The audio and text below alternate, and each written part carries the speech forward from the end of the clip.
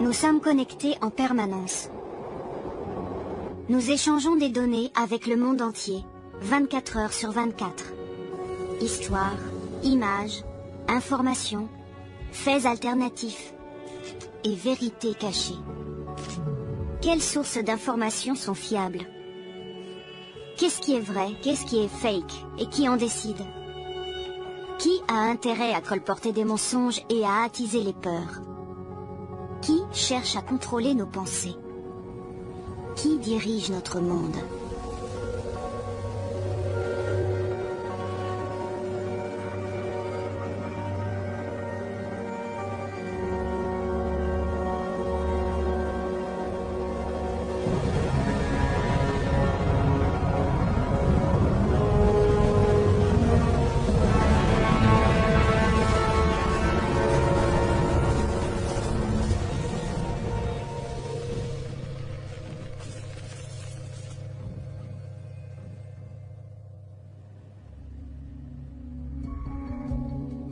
Regarde autour de toi et dis-moi ce que tu vois.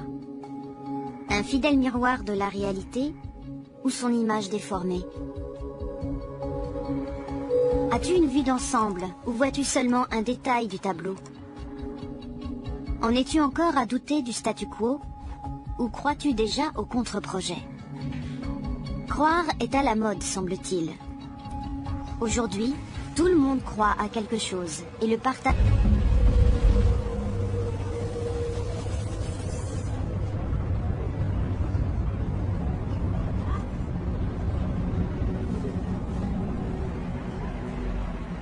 Donc on est le 7 janvier 2015 et comme tous les mercredis, la conférence de rédaction de l'hebdomadaire Charlie se tient au 10 de la rue Appert. Les frères Kouachi arrivent en voiture donc, par ici. Ils connaissent l'adresse de la rue Appert, lourdement armés. Ils sont cagoulés, voilà, complètement déterminés. Ils préparent manifestement cette affaire depuis de longs mois. Les dessinateurs qui sont tous réunis dans une très petite pièce qui fait peut-être 7 ou 8 mètres de long, pas plus. Sont tous réunis, il faut les imaginer autour d'une petite table serrée. Bon, c'est leur réunion habituelle, on s'échange les plaisanteries qu'on peut imaginer dans un journal de dessinateurs. Il y a là Charb, donc Wolinski et Cabu qui sont en France des dessinateurs connus depuis les années 60-70. Donc vraiment tous les Français connaissent par cœur leurs traits, leur humour, etc. Le policier qui protège Charb sort son arme, puisqu'il a conscience qu'il se passe quelque chose. Mais c'est trop tard, les deux Kouachi rentrent dans la pièce, abattent le policier, demandent qui est Charb, et successivement abattent l'un après l'autre les dessinateurs. Et on les entend dire, on a vengé le prophète Mahomet. Donc ça permettra aux policiers de savoir confirmer immédiatement qu'il s'agit bien d'un mobile lié aux caricatures de Mahomet, d'une attaque islamiste. Alors, suite à l'attentat contre Charlie, comme d'habitude, pourrait-on dire, des théories du complot ont émergé. Bon, comme on était quand même 14 ans après le 11 septembre, l'Internet avait pris une place bien plus considérable qu'à l'époque, et donc ça a pris une ampleur énorme. Comment était-il au courant que le mercredi, précisément vers 11h, la rédaction du journal était tout réunie? Une carte d'identité aurait été retrouvée dans la Citroën noire. Étrangement, ça rappelle l'histoire du passeport de l'un des terroristes qui aurait été retrouvé dans les rues de Manhattan. Ce qui était particulièrement notable le jour de l'annonce de la fusillade à Charlie Hebdo, c'est que, effectivement, quelques heures seulement après l'annonce de l'événement, on a eu une réécriture conspirationniste en direct, en temps réel, qui s'est mise en place, comme une sorte de réflexe pavlovien, pour expliquer que tout ça n'était pas ce qu'on en raconte, qu'il ne s'agissait absolument pas d'un attentat djihadiste, mais qu'il fallait chercher les responsabilités du côté d'Israël, des États-Unis, et que nos propres services de renseignement français mentaient sur ce qui était en train de se passer.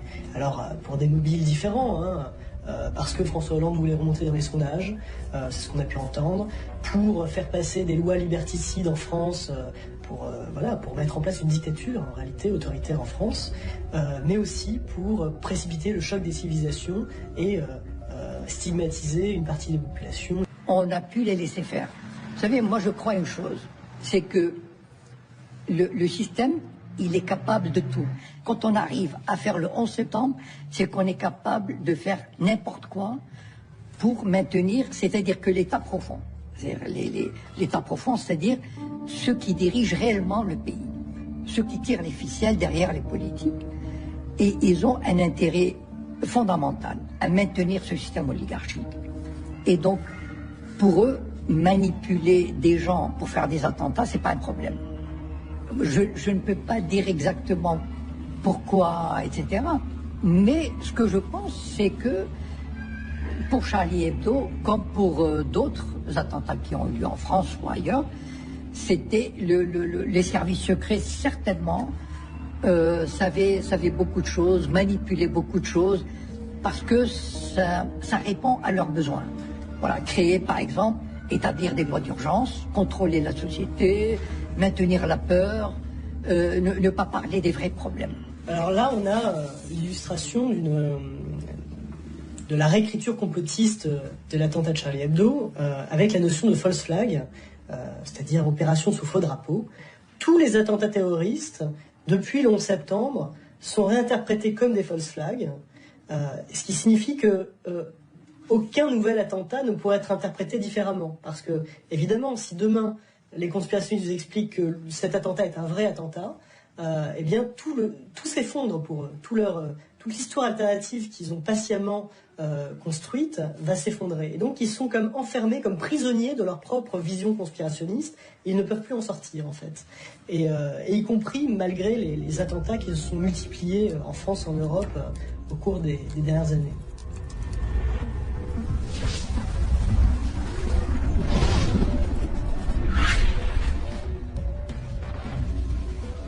Là, ils ont été plusieurs auteurs essayent d'expliquer quelles sont les caractéristiques qu'on rencontre systématiquement dans tous les récits conspirationnistes.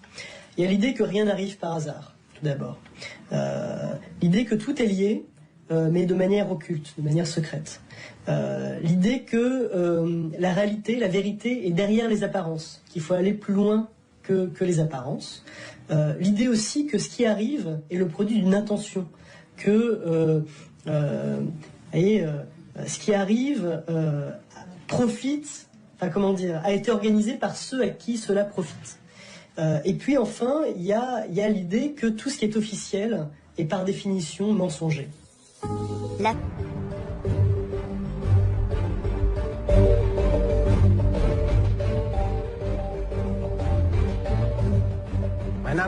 Je m'appelle Peter Banderman.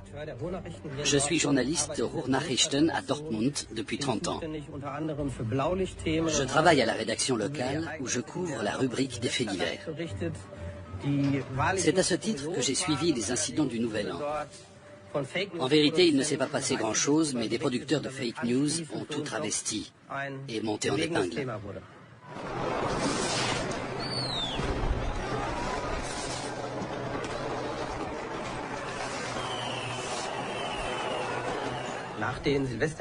Après les incidents du Nouvel An 2016 à Cologne, toutes les grandes villes allemandes avaient mis en place d'importants dispositifs policiers pour empêcher les débordements.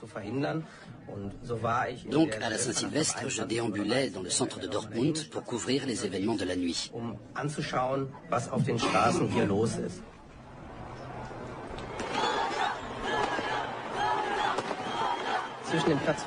À 2 pas de l'église évangélique Saint-Renaud, j'ai remarqué un groupe d'environ 75 personnes qui semblaient fêter quelque chose. Je me suis approché et ils m'ont expliqué qu'ils étaient syriens et qu'ils célébraient le cessez-le-feu. Cette scène de liesse a été détournée par des sites de fake news pour faire croire à une attaque de l'église Saint-Renaud, dont je peux vous assurer qu'elle n'a jamais eu lieu.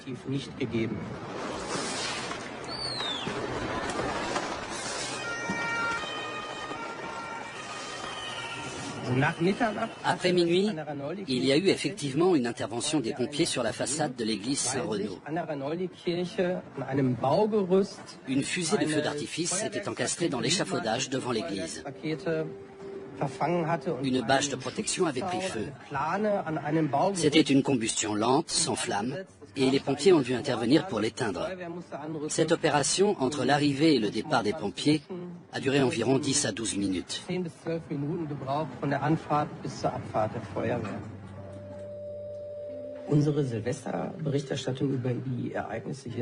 Par la suite, notre couverture de ces événements a été complètement détournée et dénaturée par un certain nombre de sites Internet, dans l'unique but d'exciter tous ces énergumènes à l'affût du moindre incident, qui n'attendent qu'une chose, se conforter dans l'idée que l'Allemagne est gravement menacée par des immigrés venus délibérément pour la détruire.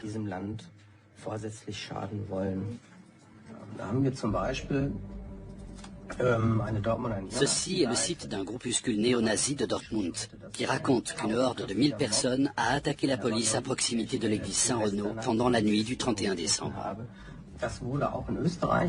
Cette version a par exemple été reprise sur le site du journal autrichien Wochenblick, qui a fait un montage avec une capture d'écran des images qu'on a tournées cette nuit-là. Le titre comporte 2 mots-clés assurés de provoquer une réaction, Allah Akbar et église incendiée. L'intox a continué sa route jusqu'aux États-Unis. Sur Breitbart, on retrouve notre horde de 1000 personnes qui auraient attaqué la police et incendié la plus ancienne église d'Allemagne. Breitbart est un portail d'information américain très ancré dans le populisme de droite et dont les sympathies vont jusqu'à l'extrême droite. Les articles sont rédigés dans un style qui correspond au canon du journalisme professionnel. Ils ont même leurs sources, mais se gardent bien de citer les sources ou les informations qui pourraient compromettre la crédibilité des histoires qu'ils relatent. Ça a complètement dégénéré. Il y a eu un déchaînement de violence sur Twitter, comme l'illustre cet exemple où on peut lire que la police devrait tirer sur ces salauds avant qu'ils ne prolifèrent. Ici, un utilisateur se demande où sont les 100 000 Allemands en colère, qui devrait lyncher la traîtresse Angela Merkel, qui mène le pays à sa perte. Et dans cette image, dont je suis le destinataire, on voit que la stratégie de propagande de Breitbart a fonctionné.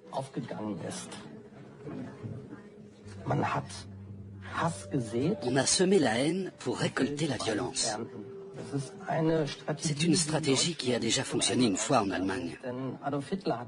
En 1938, Adolf Hitler a expliqué qu'il fallait présenter certains événements choisis, survenus à l'étranger, de manière à ce que le peuple revendique de lui-même la violence. On y est.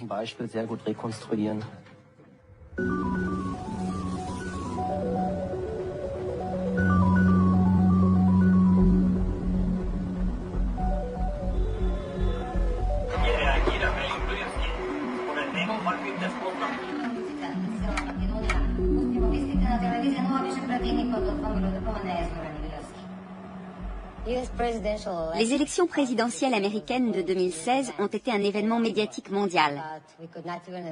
Mais jamais nous n'aurions pu imaginer que la Macédoine deviendrait célèbre pour un phénomène tout nouveau, les fake news. Quand nous avons entendu parler de cette histoire, nous avons immédiatement mené notre enquête et nous nous sommes rendus compte que la majorité de ces fake news émanaient de sites gérés par des adolescents de la ville de Veles. Ce ne sont pas les fake news en elles-mêmes qui génèrent de l'argent. Elles servent à attirer un maximum de visiteurs sur le site pour augmenter les recettes publicitaires. Or, pour attirer des visiteurs, il faut des titres extrêmement racoleurs, pour que tout le monde soit tenté de cliquer dessus.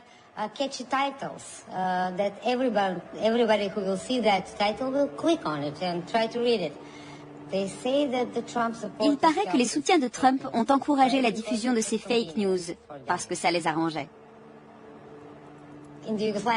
Dans l'ex-Yougoslavie, la ville s'appelait Tito Veles, en référence à Josip Broz Tito. Mais depuis la fameuse affaire des fake news, on la surnomme Trump Veles.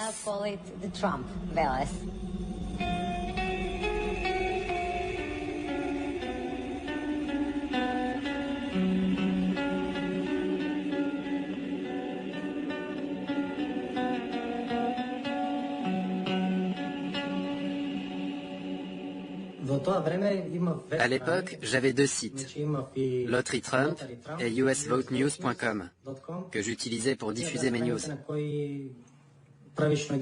J'avais assez rapidement compris qu'il y aurait beaucoup d'argent à se faire sur le net grâce aux élections américaines.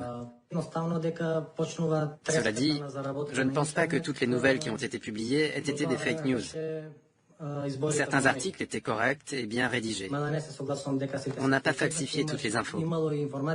En tout cas, j'ai commencé à reprendre ces articles sur ma propre page et c'est comme ça que mon site de fake news s'est développé.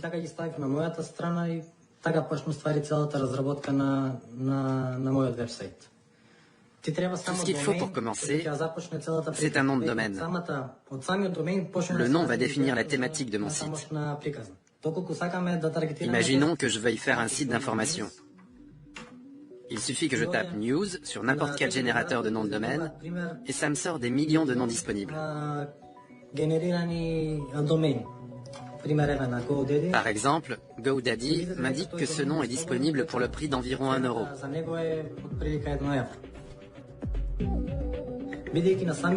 Sur GoDaddy, il existe aussi une option qui permet d'assurer l'anonymat du site. C'est-à-dire que personne ne saura que je suis basé en Macédoine, à moins qu'il y ait un mandat émis par le tribunal de la ville qui abrite le siège de GoDaddy quelque part aux États-Unis. Mais en attendant, je reste anonyme. Donc générer un nom de domaine est simple comme bonjour. Je l'achète, sachant que j'ai déjà au préalable préparé l'architecture de mon futur site d'information. Il faut ensuite que je crée un logo et que je prévoie des espaces pour les bannières publicitaires. Dès que les entreprises vont placer leurs annonces, mon site va automatiquement générer de l'argent. C'est pas plus compliqué que ça. Pour donner l'impression qu'il s'agit d'un vrai site, sérieux, je peux acheter des bots informatiques. Ce sont des logiciels qui créent des profils imaginaires et qui vont automatiquement générer des followers sur mon site. Donc tout est complètement fabriqué dès le départ. Prenons l'exemple de Facebook. Ici, je peux acheter des likes et des profils de followers. Pour en avoir 5000, ça me coûtera 70 $. Avec 5000 likes, ma page sera immédiatement considérée comme authentique, sérieuse. L'investissement est très vite rentabilisé. 70 $, c'est quoi par rapport à tout l'argent qu'on peut gagner à terme?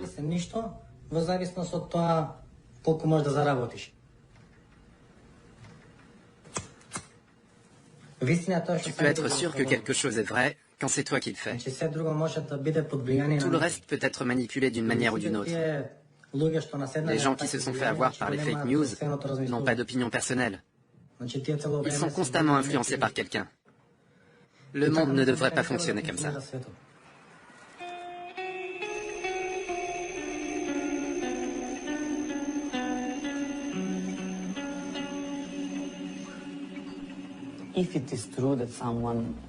Si quelqu'un de l'étranger a effectivement coordonné le travail de ces jeunes, on peut penser qu'il le faisait parce qu'il avait un intérêt à ce que ces nouvelles soient propagées.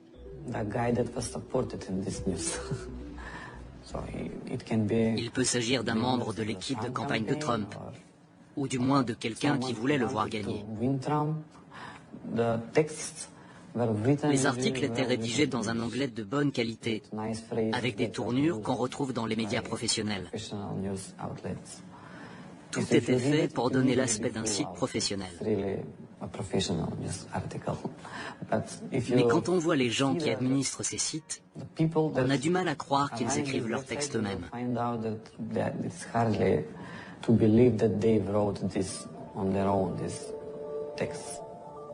Je m'appelle Sashka Svetkovska et je suis journaliste d'investigation indépendante à Skopje. Je travaille pour le seul média d'information en ligne du pays, Nova TV. Et je fais partie du réseau d'enquête sur le crime organisé et la corruption. À ce jour, voilà ce que je pense de ce qui s'est passé. Environ 70-80 adolescents étaient impliqués dans cette affaire. On leur faisait parvenir les fameuses news qu'ils devaient publier sur leur site et diffuser sur les pages Facebook. Ça, c'est une chose. Je pense par ailleurs qu'il existait 2 ou 3 superviseurs. Ils sont la clé du mystère. Ils connaissent l'identité du client qui commande à ces articles. Je sais que ça a l'air d'être une théorie conspirationniste, mais je vous assure que ce n'est pas le cas.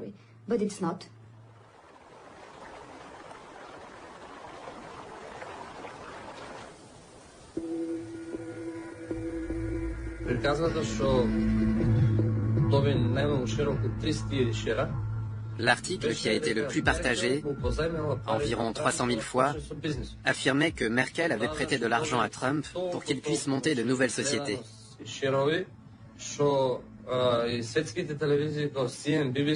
Il y a eu tellement de partages que même des chaînes mondiales, comme CNN ou la BBC, sont venus ici pour essayer de débusquer le gamin qui avait écrit ça. Mais elles ne l'ont pas trouvé. Si les jeunes se lancent dans ce genre d'activité, c'est à cause de la situation économique de la Macédoine, et de Veles en particulier. Les salaires sont très bas, et les gens ont du mal à boucler leur fin de mois. Du coup, les jeunes sont prêts à tout pour se faire de l'argent. Il y a quelques années, ça a donné la Frankfurt Mafia, qui était un gros réseau de trafic de drogue. C'était de l'argent facile, mais illégal. Et beaucoup de jeunes se sont retrouvés en prison. Toutes ces fake news ont joué un rôle dans la victoire de Trump. Ici, on a fêté sa victoire comme s'il avait été notre candidat.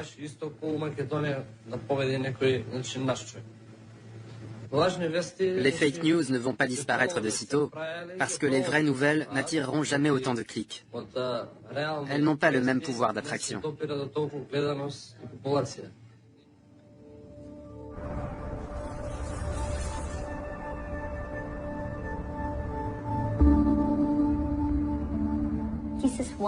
Le terme guerre de l'information vient de la mouvance conspirationniste, où on prétend depuis des années qu'une telle guerre existe, que la population mondiale est aveuglée et qu'une poignée de courageux essayent malgré tout de dévoiler la vérité. Ces gens dénoncent une guerre de l'information, mais en réalité, ils la pratiquent eux-mêmes. Ils appliquent une stratégie de la confusion.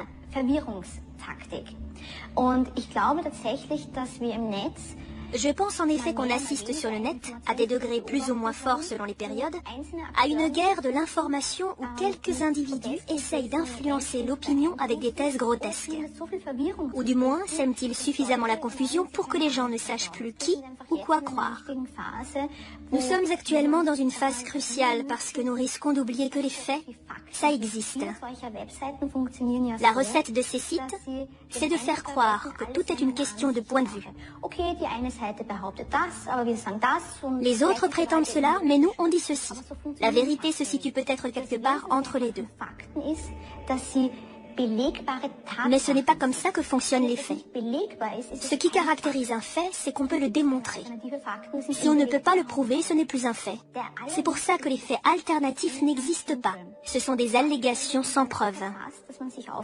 Les fausses nouvelles sont rédigées de manière à susciter de l'indignation, de la colère. On ressent le besoin de les partager sur le champ. Si vous lisez quelque chose sur Facebook qui vous fait dire « c'est ce que j'ai toujours pensé » ou « c'est scandaleux, il faut que les gens soient au courant », vous devez vous interroger sur ce que vous lisez.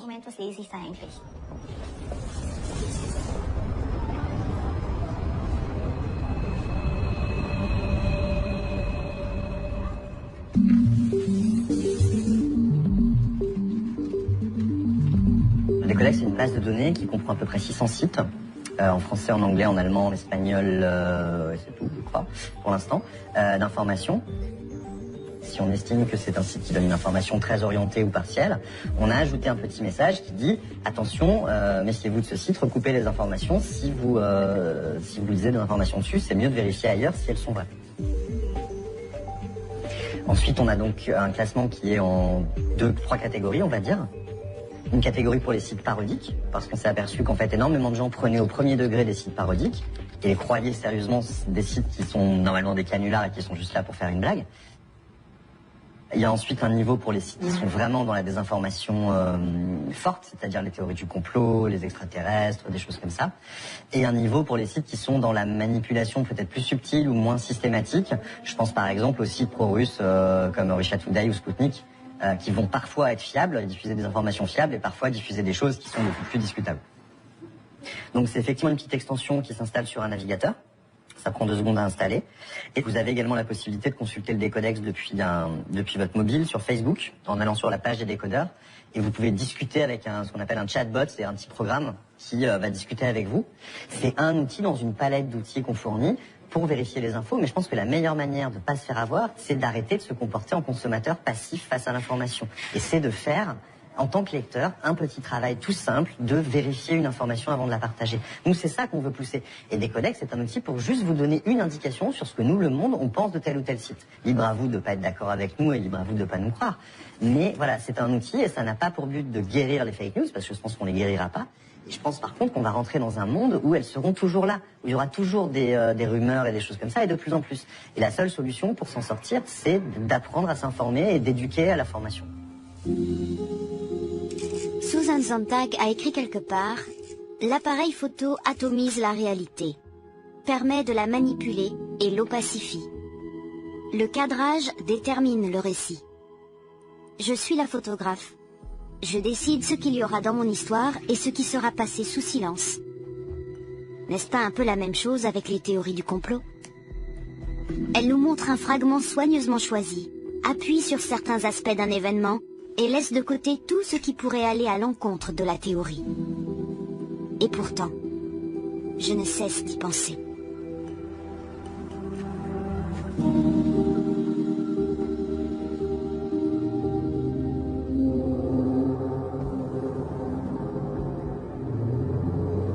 Les images du 11 septembre 2001 sont gravées dans notre conscience collective.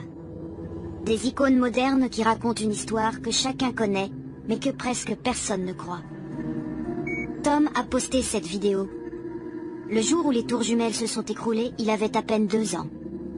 Il pense que l'attentat a été mis en scène par le gouvernement américain pour convaincre la population de la nécessité de la guerre contre le terrorisme. Cette guerre aurait été déclenchée pour mettre la main sur les réserves pétrolières du Proche-Orient. Elle aurait aussi servi à légitimer les nouvelles lois antiterroristes qui ont fortement restreint les droits des citoyens américains.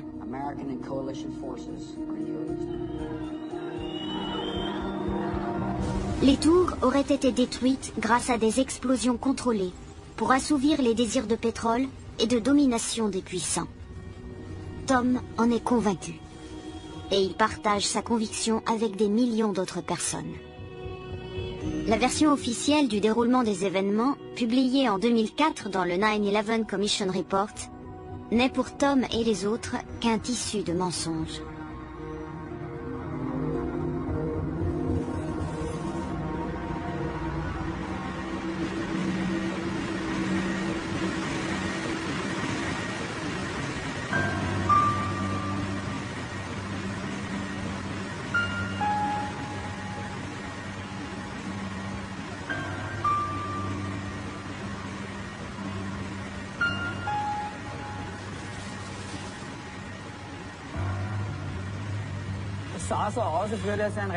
C'était une journée tranquille qui s'annonçait, jusqu'à ce qu'on entende ce bruit étrange.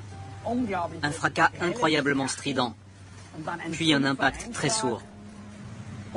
Complètement incrédule, on a fixé par la fenêtre cette tour d'où s'échappait une fumée noire comme la nuit.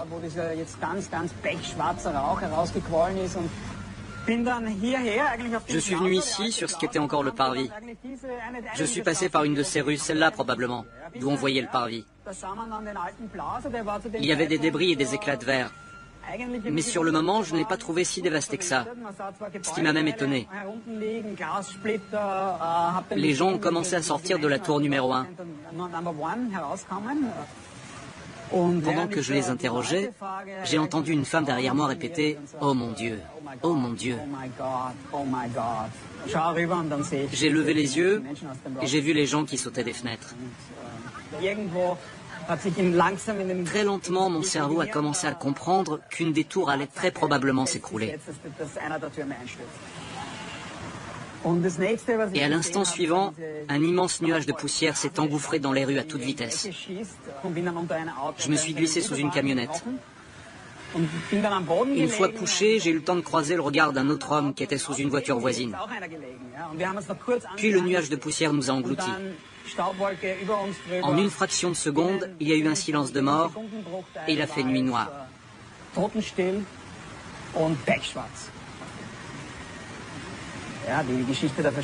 Selon les conspirationnistes, le gouvernement américain aurait tout orchestré pour mener sa guerre au Proche-Orient. D'entendre dire que c'était le gouvernement qui avait fait sauter les tours, j'ai trouvé ça insultant. Pour toutes les victimes, pour la ville de New York et sa réaction exemplaire. Ça m'a profondément meurtri. À aucun moment de mes recherches, je n'ai trouvé le moindre indice suspect. Le tableau est parfaitement cohérent, même si certains refusent de l'accepter.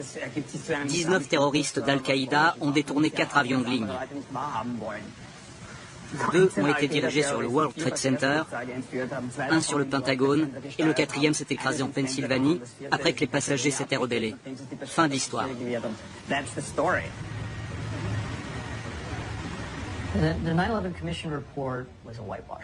Le rapport de la commission d'enquête sur le 11 septembre est une opération de blanchiment d'informations. Immédiatement après l'attentat, j'étais sous le choc, comme la plupart des gens.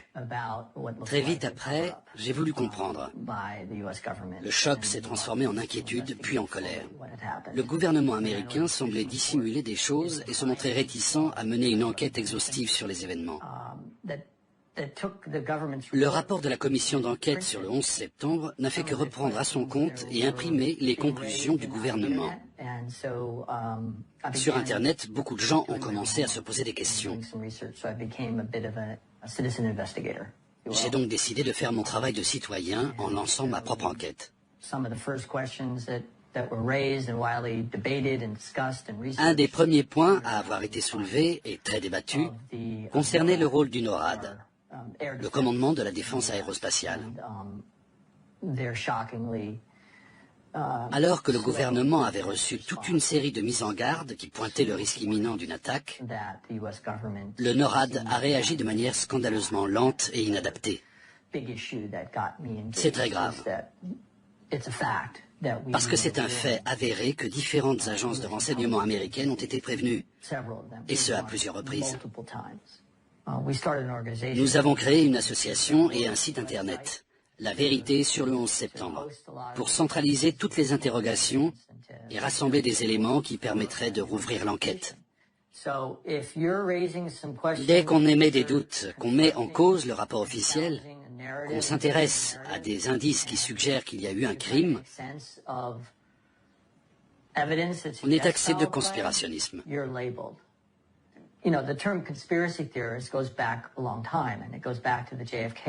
L'utilisation du terme conspirationniste remonte à l'assassinat de John Fitzgerald Kennedy. C'est à cette époque qu'il a été adopté par les médias et qu'il est entré dans le langage courant. Tous ceux qui refusaient de croire à la théorie de la balle magique ou de la balle unique ont été étiquetés conspirationnistes. Ça a complètement nivelé par le bas tout le débat public, puisque les avis divergents étaient systématiquement marginalisés. Ça a aussi beaucoup affaibli l'enquête. C'est scandaleux parce que quand la vérité est occultée de cette façon-là, et que le peuple est berné, ce sont les sphères du pouvoir et de l'argent qui marquent une victoire.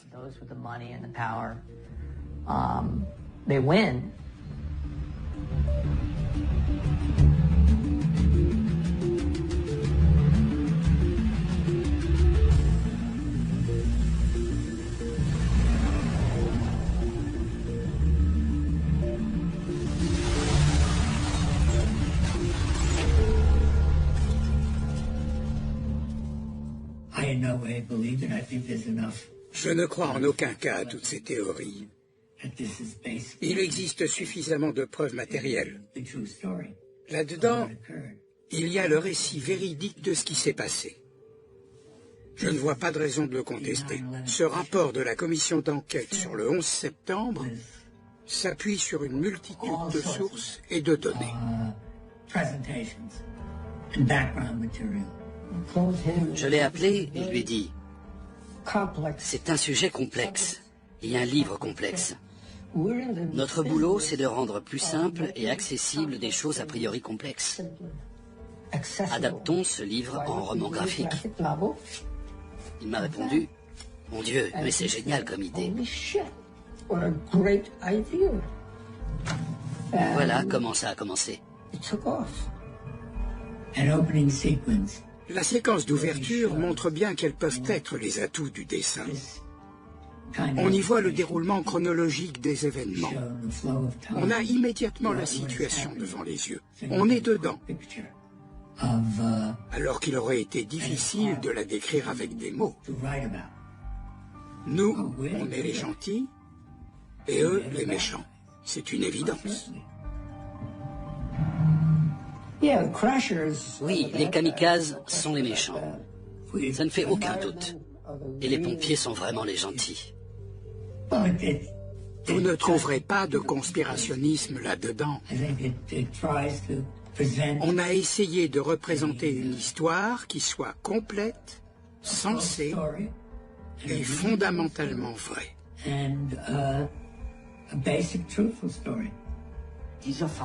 Cette enquête doit être ouverte parce que la version officielle, qui figure dans le rapport de la commission d'enquête, est premièrement lacunaire et deuxièmement, en l'état actuel, fausse.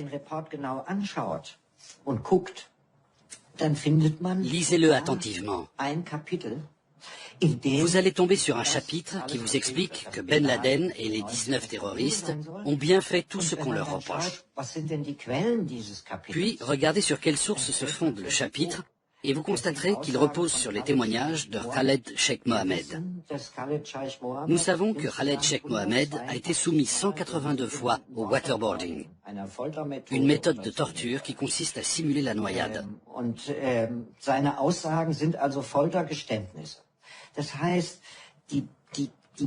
Voilà comment a été obtenue sa déposition. Personne n'a pu accéder à ce qui constitue pourtant la pierre angulaire de tout ce rapport. À mon avis, ce sont les transcriptions de la CIA. Ils ont torturé cet homme jusqu'à ce qu'il dise oui à tout et qu'il leur confirme tout ce qu'il voulait entendre. Et c'est sur ces transcriptions qu'est fondé tout le rapport de la commission d'enquête. Beaucoup de choses ne sont pas claires et les contradictions de la version officielle sont ahurissantes. J'ai été rangé dans la case conspirationniste. Et pourtant, j'ai toujours insisté pour dire « Mais enfin, lisez le rapport ». Je ne crois pas à une théorie, j'ai simplement étudié la version officielle et trouvé des dizaines de points qui doivent être éclaircis parce que quelque chose n'est pas net. C'est devenu un sujet dont on ne peut aujourd'hui pas débattre. Peu de gens osent l'aborder. Je suis devenu une sorte de phénomène parce que ça fait 15 ans que j'en parle.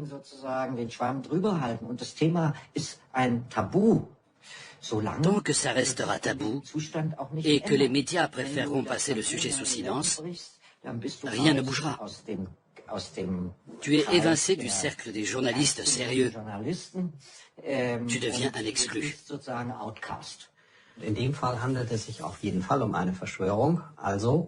Le 11 septembre est évidemment un complot, dans le sens où des personnes se sont associées pour commettre un crime. Il n'y a pas de doute là-dessus. Là où ça s'est compliqué, c'est que beaucoup de gens se sont mis à se poser des questions. Est-ce que ces hommes étaient réellement capables de faire ce qu'ils ont fait?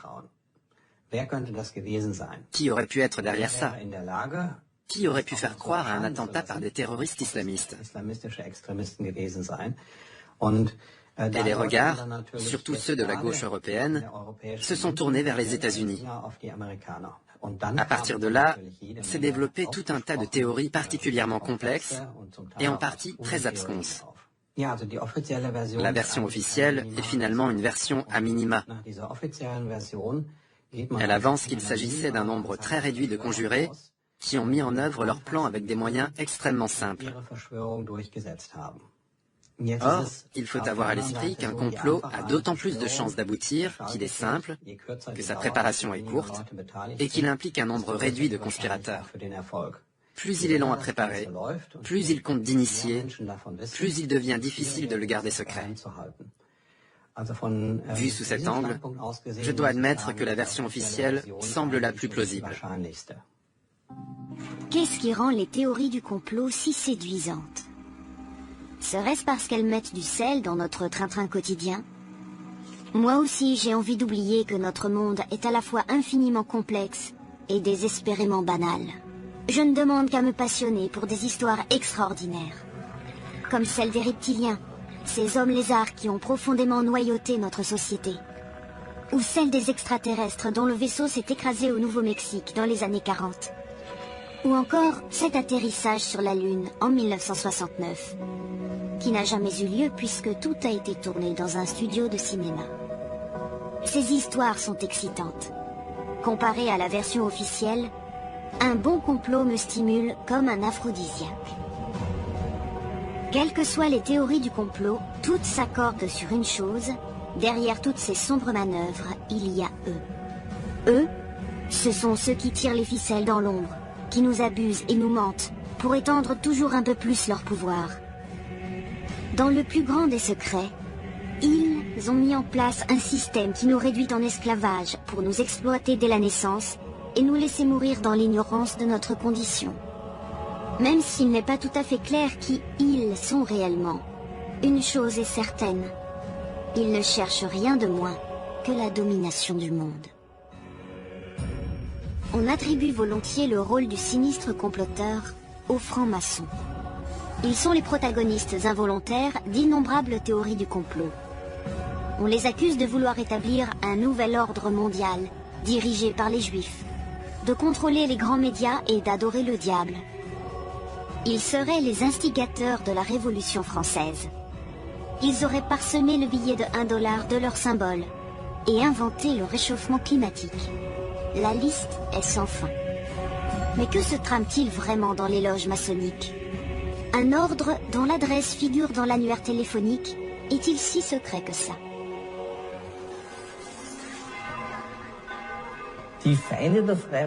La liste des ennemis de la franc-maçonnerie est assez facile à établir, puisqu'ils ont en commun une certaine structure de pensée. On y retrouve les familles régnantes de l'Europe médiévale et moderne, l'Église catholique, le national-socialisme, le communisme. Tous les courants de pensée qui ont une prétention absolutiste s'opposent à plus ou moins long terme à la franc-maçonnerie. Les loges maçonniques sont issues d'anciennes corporations médiévales. Les tailleurs de pierre et les architectes, tout particulièrement, étaient les détenteurs d'un savoir secret et prestigieux qu'il ne fallait pas dévoiler aux non-initiés. Ces corporations se sont peu à peu organisées en un réseau international. En réalité, il n'y a que deux éléments qui soient secrets dans la franc-maçonnerie moderne: les listes des membres vivants et le contenu des discussions.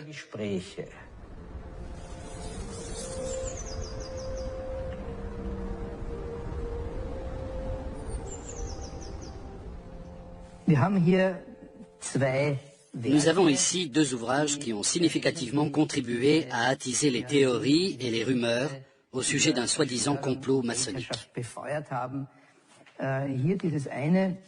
L'un est de l'abbé Augustin Baruel. Ici, nous avons une édition de 1802. Dans cette troisième partie, il écrit sur les différents types de secrets francs-maçons et des conspirations de l'horloge irrégulière. On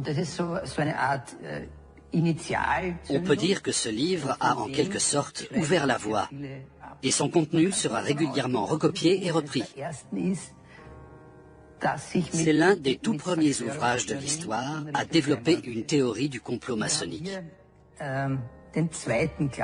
Et voici le second classique de la littérature antimaçonnique, Léo Taxil, Les mystères de la franc-maçonnerie. Plus loin, il précise même les mystères dévoilés. Taxil avait été initié à la franc-maçonnerie dans sa jeunesse, mais rapidement exclu pour comportement déshonorable. Il associe la franc-maçonnerie au culte sataniste, l'accuse de pratiquer des sacrifices humains.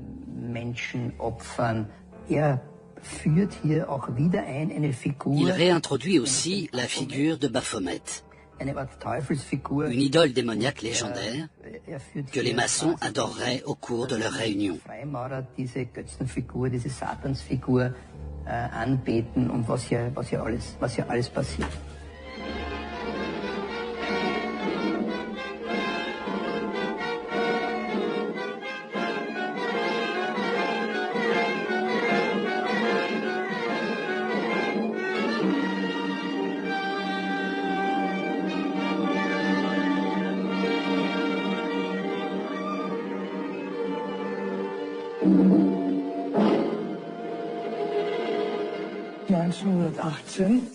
1918, l'armistice. L'Empire allemand est démembré. Le haut commandement de l'armée a fait diffuser la doctrine suivante. La guerre n'a pas été perdue sur le front. Ce ne sont pas les armées ennemies qui nous ont vaincus. On nous a volé la victoire. On a rapidement désigné un conglomérat de 3 entités responsables de la défaite qui avaient en commun un certain internationalisme. Les Juifs, les francs-maçons et ceux qu'on appelait les sans-patries, c'est-à-dire les marxistes et la gauche en général. Le film Forces occultes est sorti en France en 1943. Il avait été commandité par le régime de Vichy sur injonction d'Himmler, qui exigeait de faire pression sur la franc-maçonnerie française.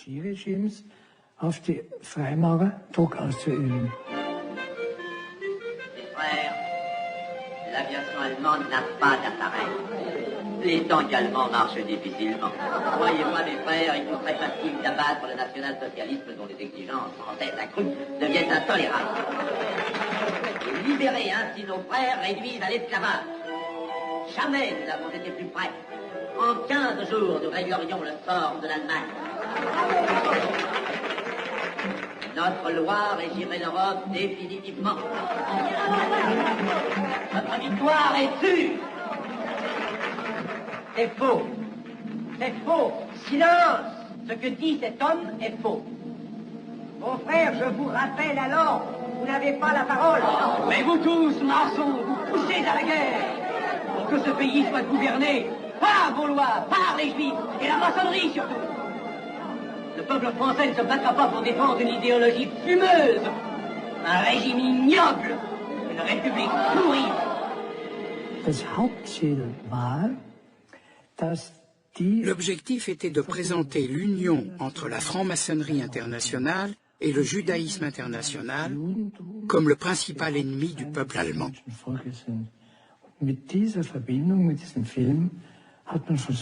Le film est une tentative d'illustrer le soi-disant encerclement du peuple allemand par ces 2 forces cosmopolites.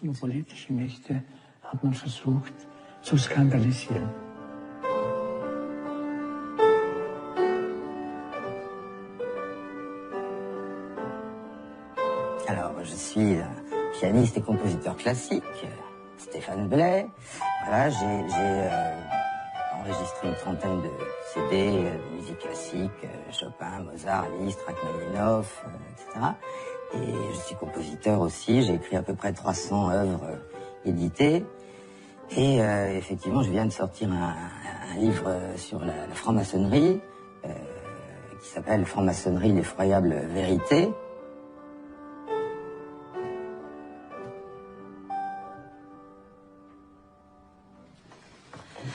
Alors ça, c'est un extrait du second mouvement d'une sonate de Mozart, d'une sonate pour piano, qui est très proche d'un thème qu'il a utilisé dans son Don Giovanni, qui est donc son testament maçonnique. Déjà, quand on parle de franc-maçonnerie, il faut savoir qu'il y a différents rites Moi, j'étais au rite écossais ancien et accepté. C'est très différent. Bon, c'est un rite en 33 degrés. Et effectivement, à partir d'un certain degré, j'ai vu des choses qui me paraissaient étranges. Il faut savoir que c'est le rite le plus pratiqué au monde. À chaque fois que vous allez trouver un scandale dans la franc-maçonnerie, ce sera toujours au rite écossais ancien et accepté. Les présidents américains qui étaient francs-maçons sont au rite écossais ancien et accepté. Les hommes politiques, que ce soit aux États-Unis, en France ou ailleurs, sont au rite écossais ancien et accepté. Il y a bien une raison.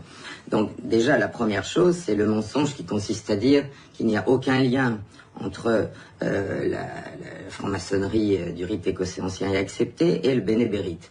Le bénébérite, peu de gens savent ce que c'est, mais c'est la plus puissante organisation juive racialiste au monde. C'est-à-dire c'est une franc-maçonnerie interdite aux non-juifs.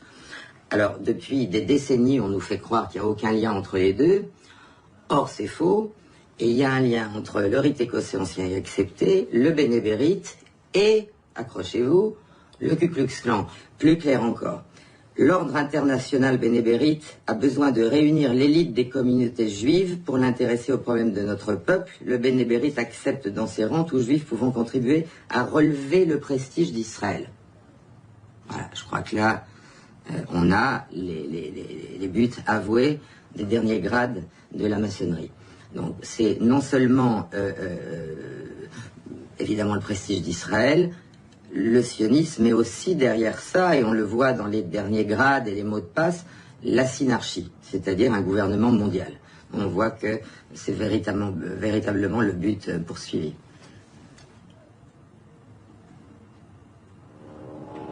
Donc, autre figure de cette complosphère, on a quelqu'un comme Stephen Blay qui publie son livre sur la franc-maçonnerie, son livre complotiste sur la franc-maçonnerie chez Contre-Culture, qui est la maison d'édition créée, fondée par Alain Soral. Maison d'édition Contre-Culture où on trouve alors les grands classiques de l'antisémitisme, La France juive d'Edouard Drummond, Mein Kampf récemment, une publication maison de Soral, mais aussi un ouvrage du colonel Kadhafi, des ouvrages très divers, mais qui souvent sont sur, comment dire, creusent le sillon de l'antisémitisme, quoi.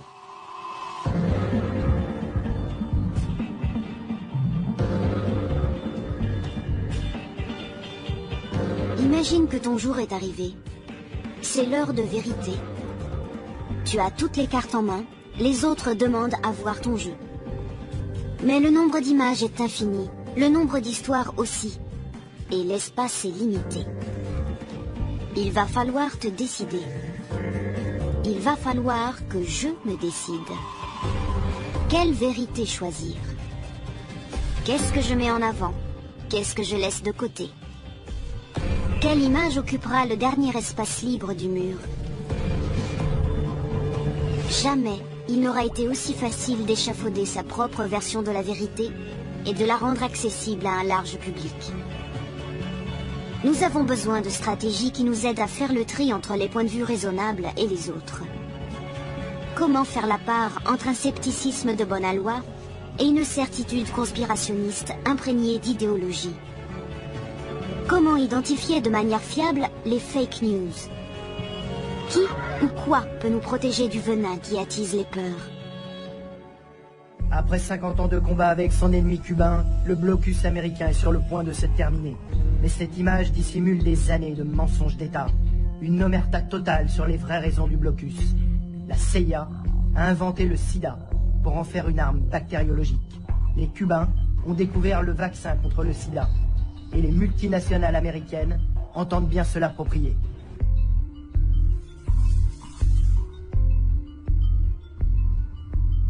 On a décidé de leur tendre un piège, en fait finalement de les prendre à leur propre jeu, parce qu'on n'attrape pas des mouches conspirationnistes avec du vinaigre. Et donc on a décidé de créer donc cette fausse conspiration de toutes pièces. On savait que pour que cette théorie du complot rencontre son public, parce qu'il s'agit bien de public et de son audience, il fallait y appliquer des recettes qui séduisent les complotistes. Il y avait une chose importante, c'était systématiquement, et c'est le principe général des thèses conspirationnistes, d'utiliser un peu de vrai beaucoup de faux et de s'appuyer sur de l'actualité. Et systématiquement, des images d'archives ou des documents qu'on fait passer rapidement. On n'a pas le temps de les lire, on n'a pas le temps de les vérifier, mais ça fait sérieux, ça fait documenter. Et... Cette idée de voir quels étaient les relais et la vitesse à laquelle le contenu pouvait se propager, c'était très intéressant parce que ça s'est propagé quand même très vite. Mais d'abord dans cette sphère-là. Mais on a vu que c'était relayé tout de suite. Encore une fois, sans une seule remise en cause. Rien. Il n'y a pas une question, il n'y a pas... Au pire, c'était des messages d'encouragement. Bravo pour avoir sorti ça, dingue ce travail, bravo, etc. Notre démonstration était faite. En 3 semaines, il y avait plus de 10 000 vues, en partant, encore une fois, d'un profil inconnu. L'opération Mangouste, la partie opérationnelle du Cuban Project, est lancée. Avec sa nouvelle arme biologique, l'Amérique veut gagner sa guerre idéologique. Lors de raids clandestins sur l'île, la CIA inocule le virus à des Cubains profitant de leur sommeil. Le programme spécial virus est en marche, des millions d'innocents en paieront le prix. Mais pour les USA, pas question que le sida ne quitte Cuba. Voilà la vraie raison du blocus. Pourtant, le virus va s'échapper.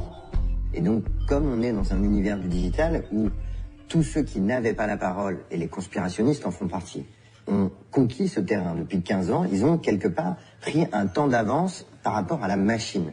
C'est-à-dire qu'ils comprennent mieux la machine, ils ont mieux intégré les logiques de référencement, les logiques de publicité en ligne, et aussi tout ce réseau qu'ils ont construit entre eux de tous ces sites qui vont pas forcément partager la même idée, mais qui vont partager la même idée globale, qu'on nous ment, qu'il y a quelque chose de caché et qu'il y a une puissance qui tient les ficelles dans les coulisses. Si vous commencez à aller via Google consulter une vidéo conspirationniste, l'algorithme va vous faire remonter dans la petite colonne de droite très rapidement des vidéos conspirationnistes et que vous allez être tenté de regarder puisque c'est en lien avec ce que vous avez regardé, et petit à petit vous allez vous enfoncer dans les méandres de la conspiration. S'armer contre la manipulation, la première chose et qui est fondamentale, c'est de commencer très très tôt dans les écoles, j'allais dire même dans les écoles primaires, à éduquer les enfants à l'image, à la vidéo, et leur expliquer comment on fabrique une vidéo, comment on regarde une vidéo, comment on s'interroge sur une vidéo, qui l'a faite, quelles sont les sources, etc. Bien avant les histoires de fake news et de théories du complot, on travaillait déjà avec les jeunes, surtout à l'école, dans le cadre de ce qu'on appelle l'éducation à l'image. Ça a toujours été un objectif pédagogique, même si son urgence se fait peut-être plus sentir actuellement. Je travaille avec les écoles autrichiennes depuis 1993 et aussi avec des adolescents dits difficiles. Il existe une théorie du complot récente qui est particulièrement répandue parmi les garçons et les filles issus de familles musulmanes. L'État islamique serait une invention des sionistes et des États-Unis. Bien, imaginons que je sois un adolescent de 14-15 ans, musulman. Je vois toutes ces images atroces, et après chaque attentat, j'entends ce que disent les gens dans la rue sur l'islam. Je voudrais me distancier des atrocités commises au nom de ma religion, mais comment faire ? Il me manque les connaissances théoriques pour pouvoir argumenter. Je n'ai pas de formation théologique. Je ne connais pas le Coran. Je ne peux pas expliquer en quoi l'État islamique est en contradiction avec les enseignements de l'islam. Et c'est normal. On ne peut pas exiger ces connaissances d'un jeune de 14-15 ans. Du coup, qu'est-ce que je fais ? Je me tourne vers la théorie du complot. Je prends ça comme point de départ pour construire mon argumentaire. J'essaie de leur montrer que l'État islamique existe bel et bien, et j'explique pourquoi il est dans son intérêt d'attiser l'animosité à l'égard des musulmans en Europe. Et plus l'animosité à l'égard des musulmans augmente, plus le degré de motivation pour partir au djihad augmente, surtout parmi les jeunes. C'est grâce à ça que l'État islamique peut aller à la pêche aux recrues. Son attrait et son succès reposent pour une part essentielle sur la force du sentiment anti-musulman.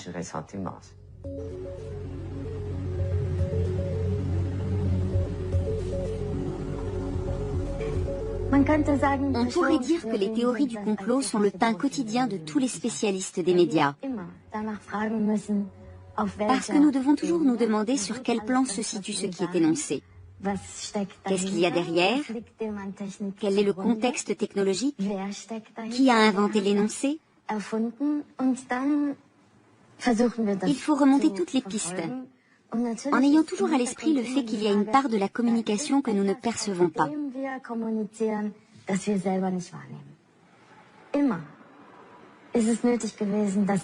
Il a toujours été nécessaire de vérifier ses sources, d'établir de quelle manière un message est énoncé et dans quelles conditions. Il faut analyser sa stratégie de diffusion, ses canaux de diffusion. Il faut avoir fait toutes ces recherches avant de pouvoir situer un message dans son environnement énonciatif. Ce qui est éventuellement exact dans la notion de post-factuel, c'est que la manière dont les messages sont communiqués n'est fondamentalement plus la même qu'à l'ère analogique du traitement des données.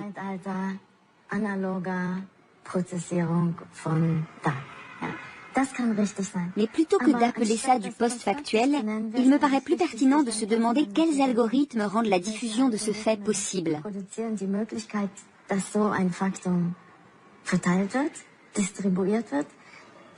Grâce à quel réseau un message atteint-il ou non son public? Et quel réseau va susciter ou non une négociation autour de ce message?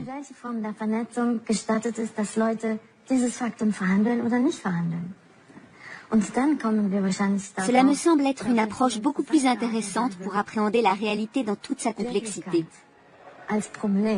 Et la réalité a toujours été complexe. Se contenter d'écarter le post-factuel sans débat, d'en refuser la négociation a priori, révèle une vision très hégémonique de ce qu'est ou doit être la réalité.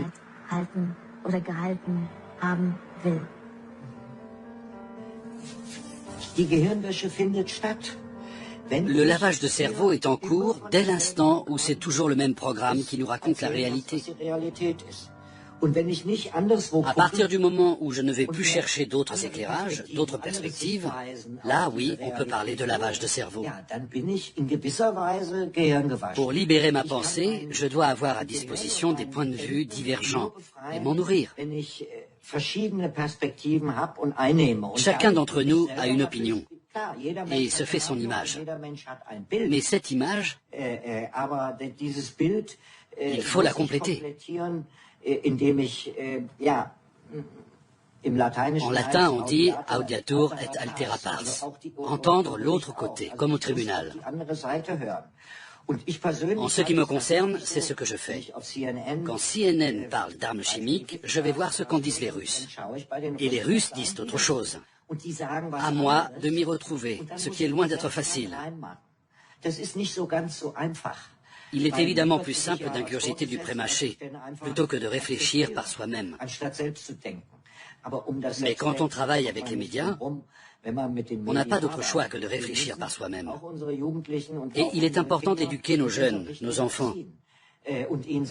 Il faut leur dire, par principe, ne croyez à rien. Étudiez les différents aspects d'un sujet qui vous intéresse. Et après seulement faites-vous votre opinion. En attendant, soyez prudents. C'est armé de ce scepticisme qu'il faut aborder tout ce que les médias produisent. C'est pareil pour ce film que vous tournez à l'instant. Il ne faut pas le croire plus que les autres. Jamais nous ne pourrons tout savoir. Il y aura toujours des mystères qui nous resteront fermés, des récits dont nous ne pouvons pas vérifier le degré de véracité. Quand nous entrons dans ces zones grises, c'est la manière dont nous interagissons qui devient décisive. Ce que nous disons et comment nous nous écoutons l'un l'autre. Peut-être parviendrons-nous ensemble à nous débarrasser de la peur de l'inconnu. Beaucoup de choses sont vraies et beaucoup de choses sont inventées. En revanche, ce à quoi nous croyons est toujours une question de perspective.